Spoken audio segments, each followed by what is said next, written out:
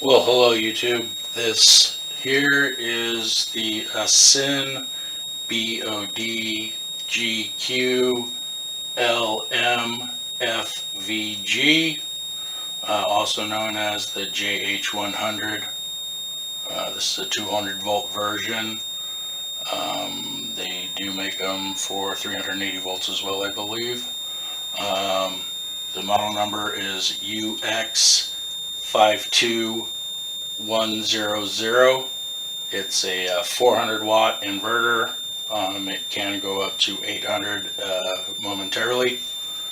The input is 176 to 164 volts single phase AC.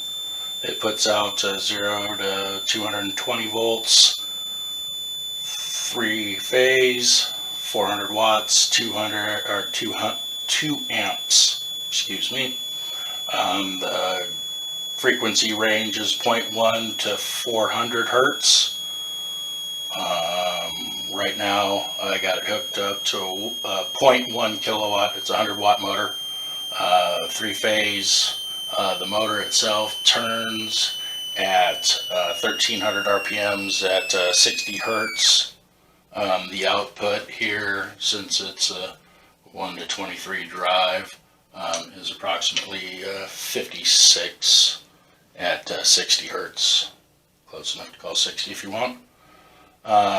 What I got going on here is a 3-wire control system hooked up to a 3-way switch off. There is no contact between anything. Switch it one way, it turns the motor in the forward direction. Turn it the other direction, it'll turn the motor in the opposite direction. I had to do some programming in order to use it in this fashion.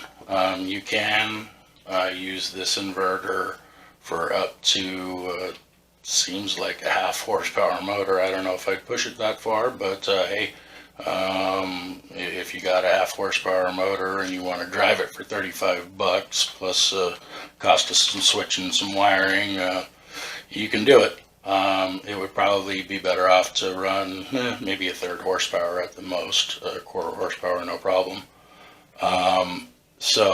In order to do this, we had to run some external switches from the DCM circuit, and like I said, if you only want to run it in one direction, you can completely run this inverter without any control system at all. Everything can be programmed to be done internally. I programmed this one to use the pot that's on the inverter and chose to use a external switch to switch the 3-wire wiring method. There is some things that you're going to have to program in order to get this. I will add these actual parameters that I programmed in at the conclusion of this video, so you can follow it for this type of motor. These programming parameters, most of them should be pretty universal for running a 3-phase motor in the 3-wire direction. If not, you will have to program the inverter to run off the internal commands, which is quite easy. Let's go to a demonstration here.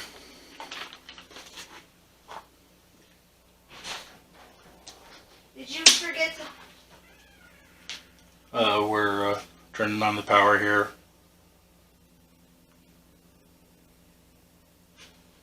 We gotta plug it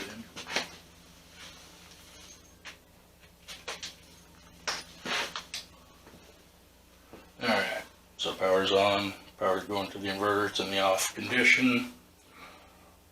Turn it one direction. Motor is running right now at approximately 60 hertz.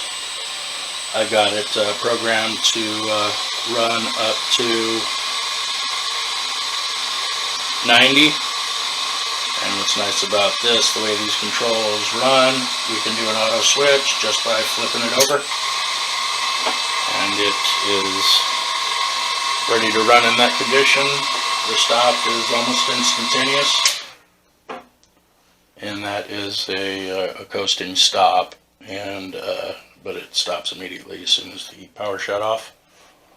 For safety purposes, we got a little mini breaker there. Ensure that we don't get too much flow of electricity into the inverter. If it does, you're out 35 bucks. Not that big of a deal.